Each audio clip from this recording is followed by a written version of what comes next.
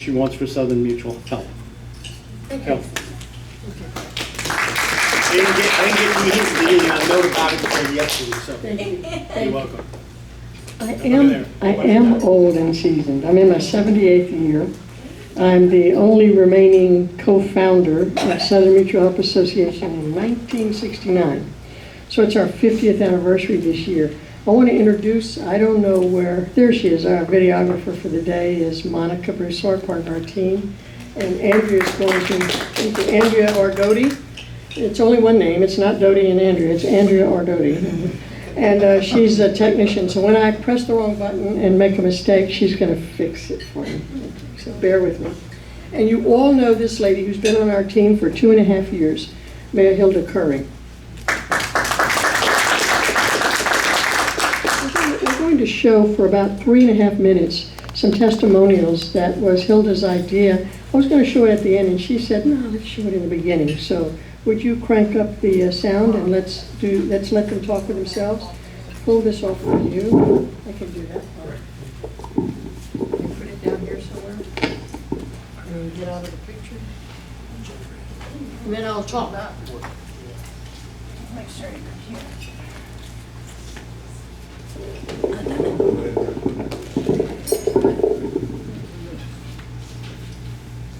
With Southern Mutual Health Association dates back over 20 years, and I'm proud to say that Iberia Bank has partnered with Southern Mutual Health and Southern Mutual Financial Services dating back over those 20 years.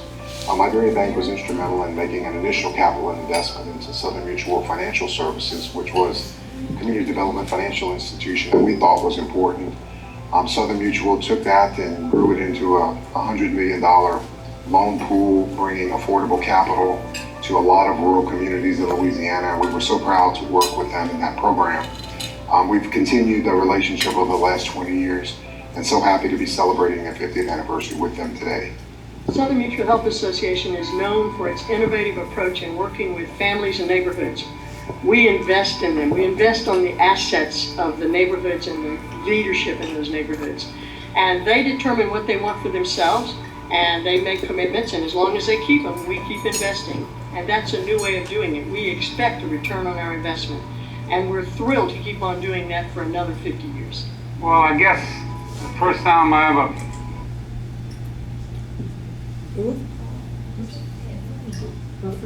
No, it shouldn't be. It's stopped, Andrea. Touch the arrow. Oh, did I? Okay. Yeah. Sorry. My fault. Yeah, it went on pause.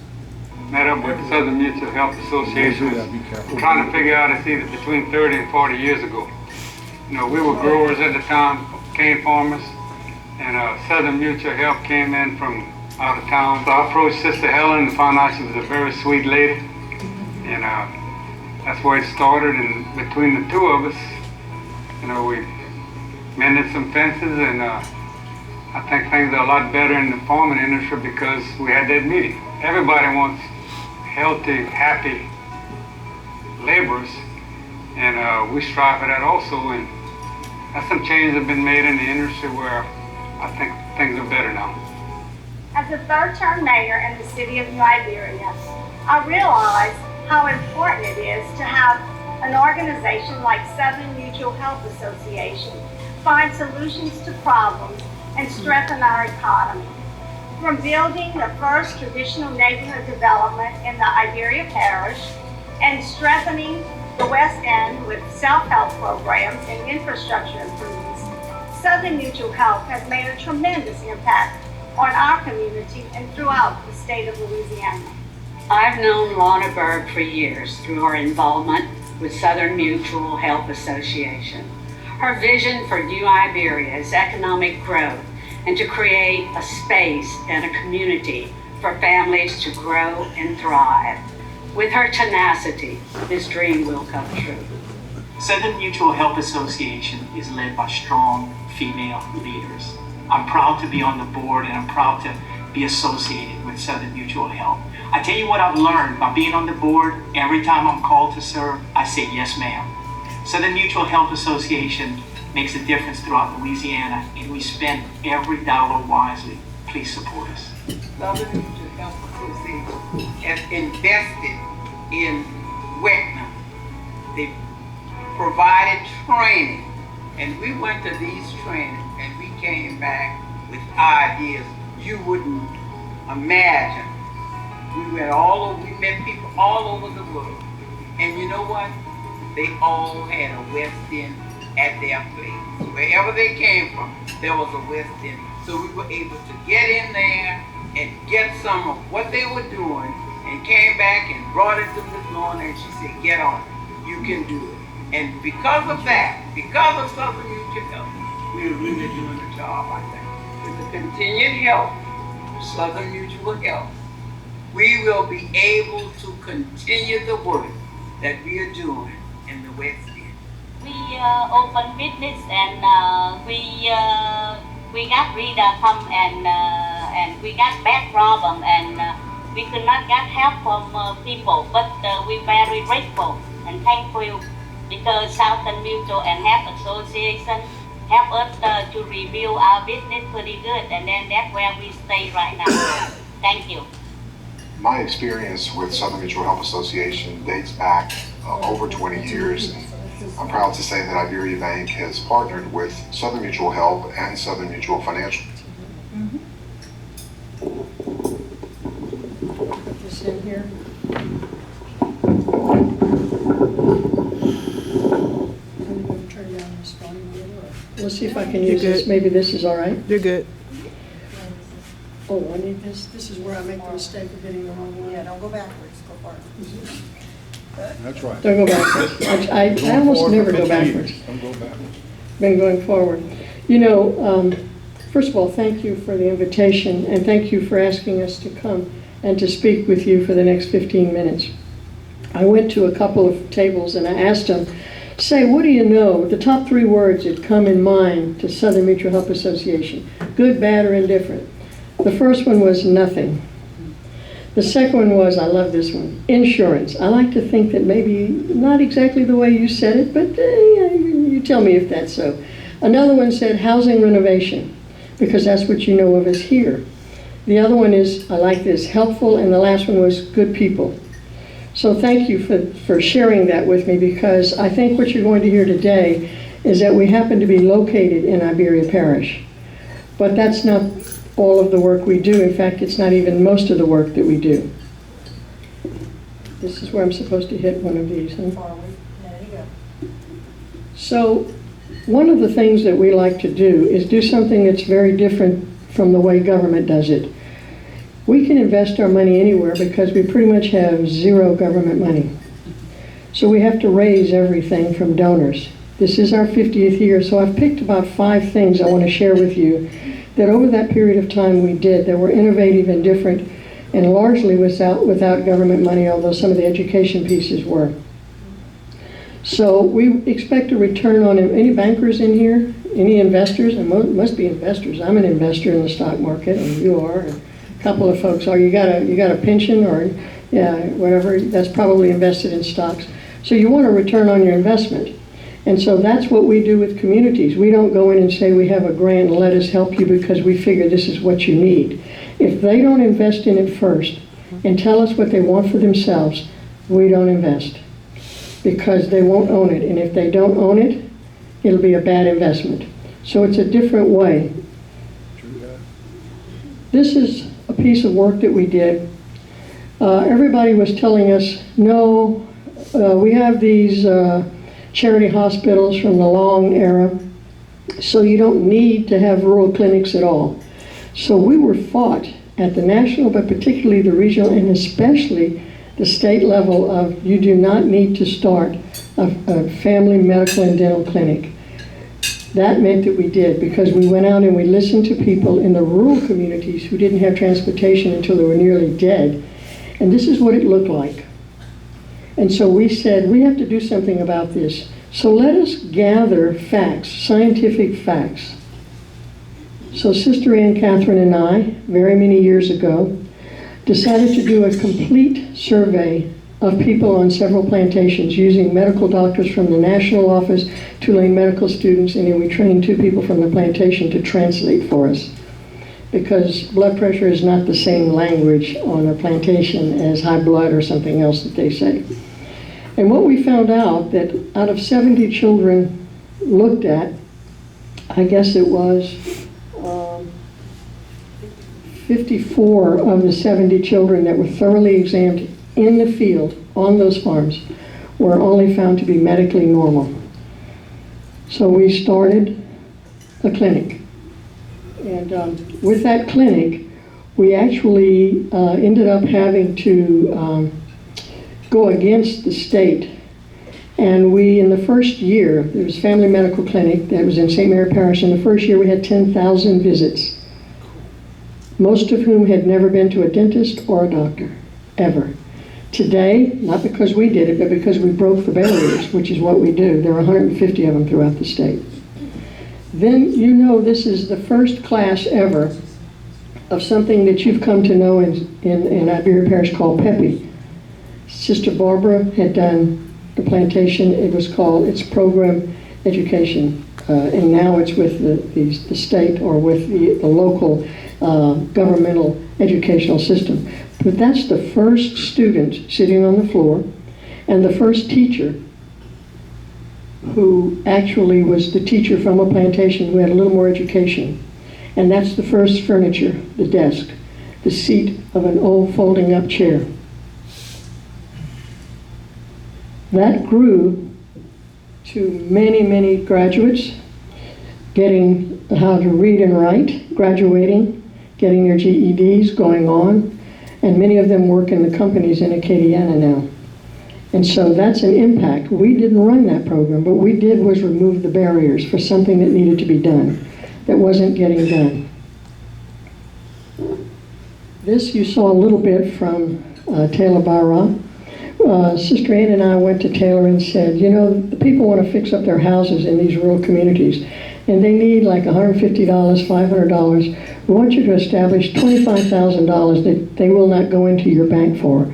They will meet once a week around a table like this, and they will vote on how much somebody can borrow and what for. And it went from $25,000 to $150,000 to $250,000 to $10 million, because the people borrowed and helped each other paint and fix and do roofs and paint their houses in 6 neighborhoods in St. Mary Parish and Iberia Parish, all very rural.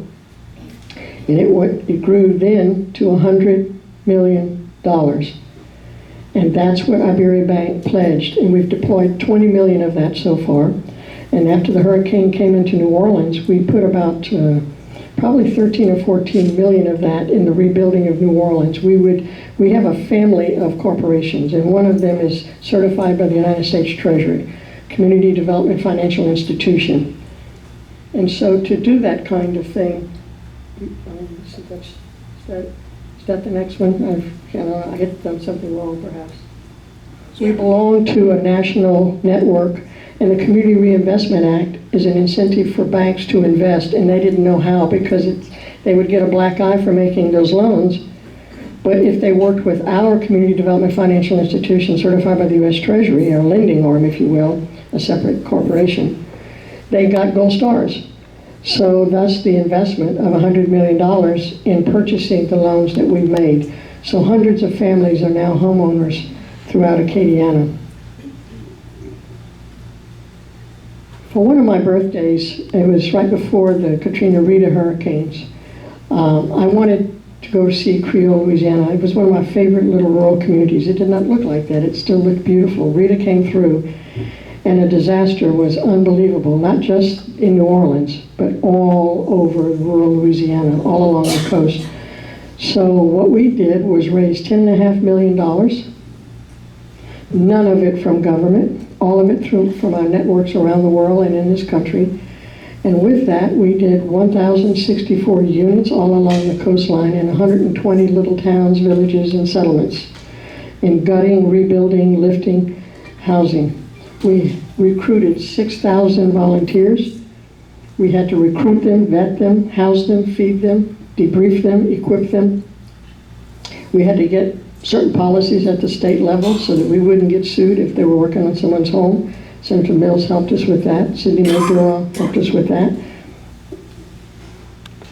So we decided to do something that was none of it was from government money, remember? That meant we could do it the way we thought it should be. We used what we called, not eligibility, that word makes me a little crazy because it means that people have to come and tell you how pathetic they are and tell you over and over again. And you used to document it in paper, now you document it digitally. And they have to, what I call need, greed, and speed of the government. We've taught people to do need, greed, and speed. Tell how pathetic you are and how much you need when a disaster comes, and hurry up and get there because you don't know when it's going to be gone, and get as much as you can. So we decided to take no paper into the field at all, to go listen to the power of their story. So if you pull up to a lady who's my age pulling furniture out and no one is helping her because her house flooded in Delcom and Iran, then I just listened to her story. So we decided we would invest if they were generous, had a culture of appreciation, a spirit of generosity, a need, and if they were helping themselves. So when I stopped and just spoke with her, she had all of that, because it wasn't about helping the most needy. It was about getting the communities again alive and letting those that recovered help the others who couldn't help themselves. There's a place for community economic development by a not-for-profit corporation. We just happen to be here in New Iberia. But we work internationally, we work nationally, and in the case of Hurricane Rita and Katrina, we invested that money here. And we did it, we had the paperwork in our office, but not in the field. We based on the power of the story, and did they keep their part of the bargain. So we redid some churches, businesses, and houses, 1,064 of those. And the Mennonites were 3,000 of those volunteers, and they had marvelous skills. Sister Helen Vinton, did I skip one or am I right? Sister Helen Vinton is in the field there listening to field workers because they were being sprayed. She also listened to Jackie Giudice, who said, under the trees my soil is rich, in the field it's like farming in chopped up styrofoam. So Sister Helen went to New Mexico, got certified with one of the world-class teachers in sustainable agriculture. She came back, and Jackie Giudice was the one who said, I'm going to work with her. I'm going to learn from her. And when we learned from him. So we talk to people that we don't normally talk to, because I think that's what we need in this country today. We don't all have to agree. We have to just listen to each other and each get better because we've listened to each other. Sister Helen has created something called the Southern Sustainable Agriculture Working Group. It's in 13 states, and every year there's 1,500 people that come together from the farms, and they are peer-to-peer learning how to put less money in, put the pesticides precisely where they need to go. And she was on the State Pesticide Commission, had a lot to do with cleaning up some of the spraying on children in schoolyards and dropping the pesticides when they wanted to unload, because it was raining, they unloaded their pesticides into lakes. The fish would come up and be dead. And she also was largely responsible for the new way of keeping the organics in the field, so that the mill it has to be win-win-win all the way. So the mills have cleaner cane, the farmer makes more money, puts less input all over everything and precisely where it goes, there's less burning, so the doctors have less people that are old and young with kind of chest problems. So it's got to be a win-win-win situation. So she saw a problem, and she started at the source by listening. And that's what she's done. She's amazing. And so I think we won an award on food security. By the way, she has worked internationally in food security, saving the seeds. She is part of that not-for-profit internationally that has done that. So Sister Helen Vinton is not with us here today. I mean, she's living, but she's just not here today. An amazing person, and she came in 1980 as part of our team. There she's working with a farmer where Rita put a lot of salt on the farmland.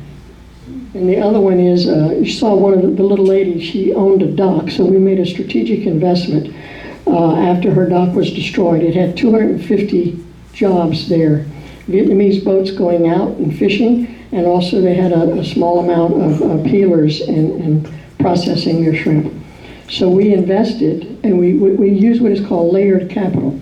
$10,000 grant, $50,000 3% loan through our lending arm, and they would pay it back two payments only a year during the brown shrimp season and the white shrimp season, because that's when they got their money, like the farmers who get their harvest. So I'm working with the banks now to try to get capital markets to be responsive to lend money into the fissures. And we have to create and remove the barriers, create a loan loss pool, and figure out how to bridge that to get that whole economy at the coast of Louisiana into the capital markets. Because the fissures embody so much of the richness of Louisiana's culture, not to mention food security and protein. So what are we doing next? Well, I hope a whole half century of work that we're going to do. And Tesh Ridge is a big part of that. This is when it's all finished. It should be somewhere around $750 million of an investment, not just by us. But we were asked by two bank presidents. Well, the Acadiana president was Taylor Barra, and Benny Menard was our treasurer at the time, Community First. And he said, I know y'all are doing things internationally and nationally, but we'd like you to do something locally that is good for the economy. And of course, we've worked in the West End, and we've done quite a number of things on that. I think I have something on that. And you heard a little bit about how we work there. It's a different way.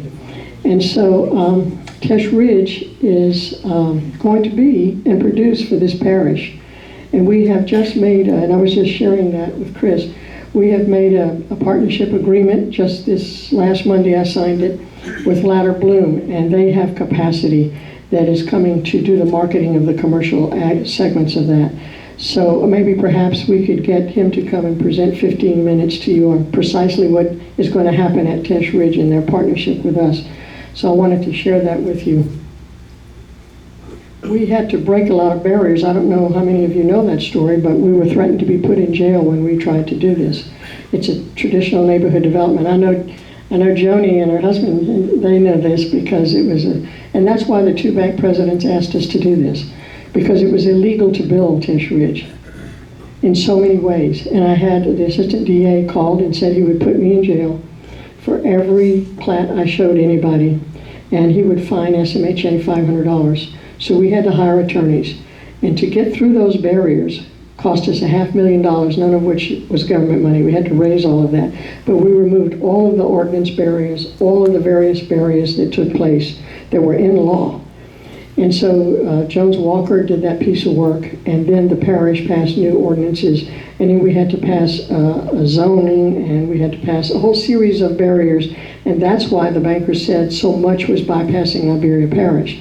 And so they came to us because we're tenacious, I guess. When I say we're tenacious, we don't give up, and we don't depend on government money, and we see a barrier and we try to remove it. We have a Gulf Coast Fisher Loan Fund now, and what I'm trying to do is raise $1 million loan loss pool. We have about $250,000 of that now, because Taylor Barber said it's about 5 to 1.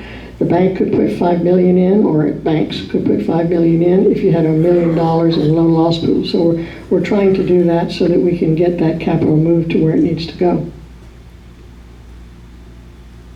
Those are the leaders of the West End Council of Neighborhood Associations up there, and we have sent them all over the country to study what is some of the best practices in other neighborhoods and communities around the country. And I know that you went with some of them, the leadership from the West End.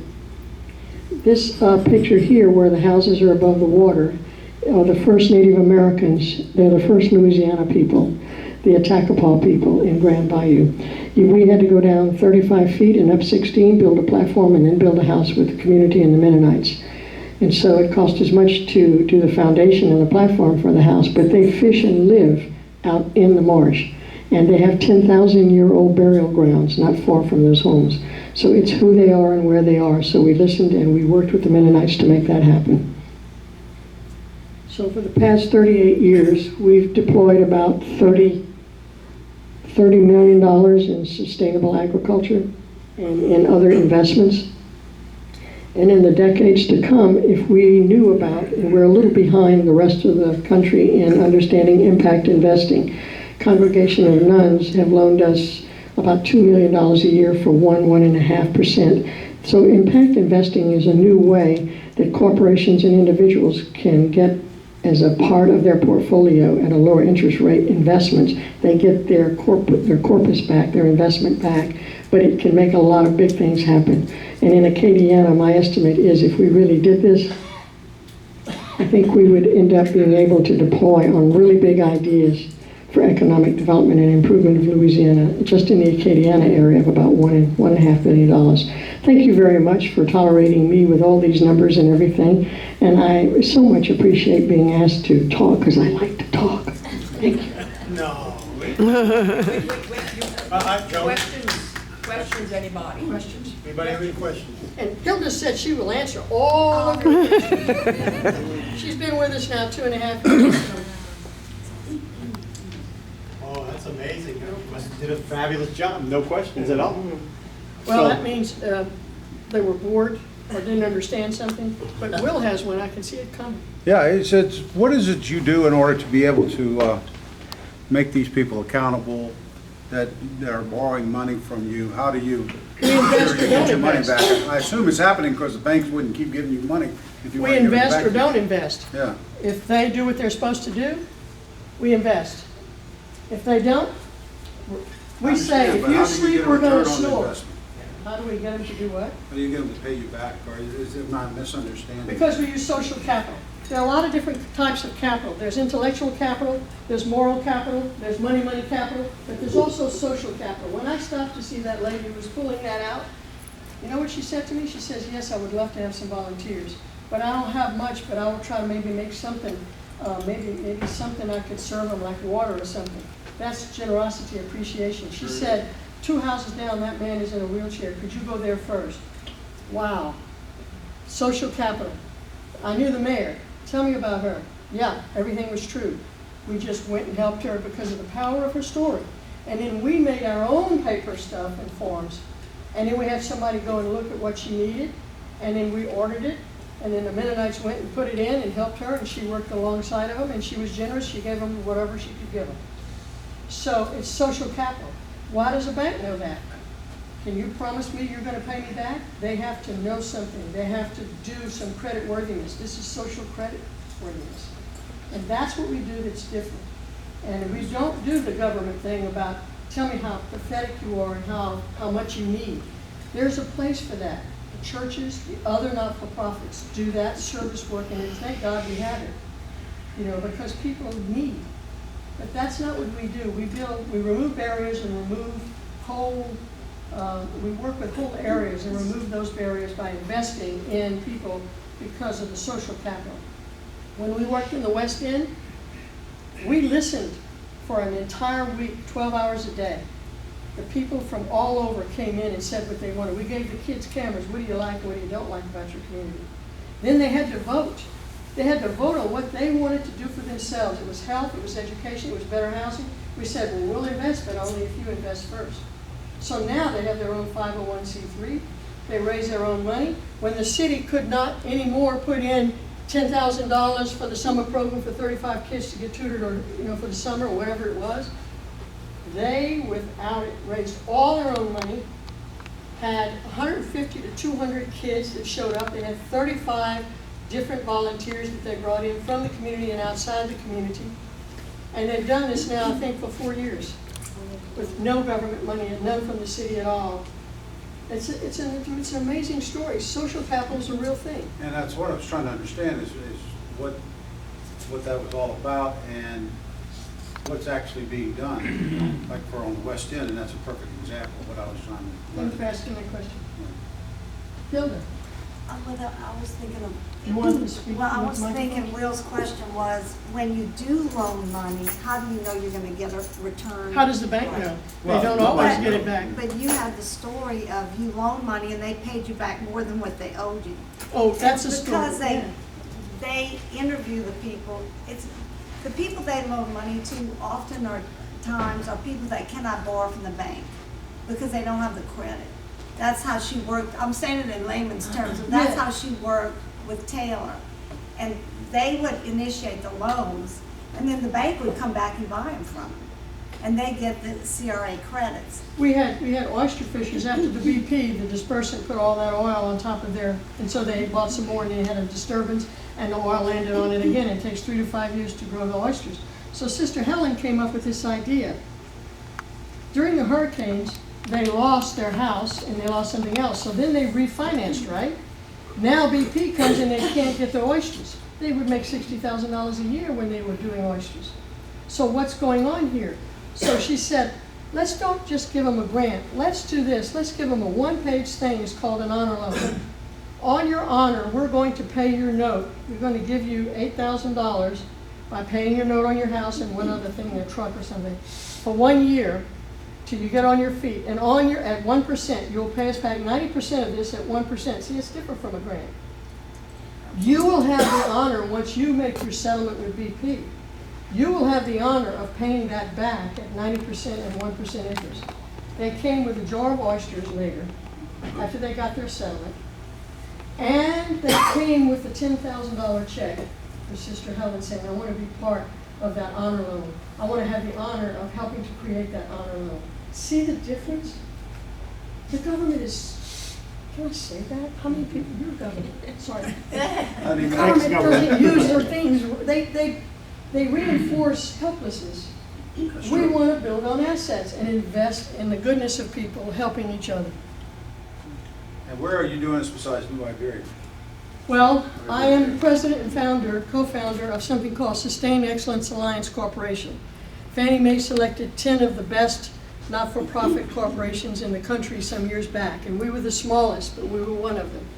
And after Fannie Mae took us all around the country, they all wanted to say, okay, thank you. And I said, no, you're from California. You got a lot of philanthropy there that's very sophisticated. You're from Minnesota, you're from New York.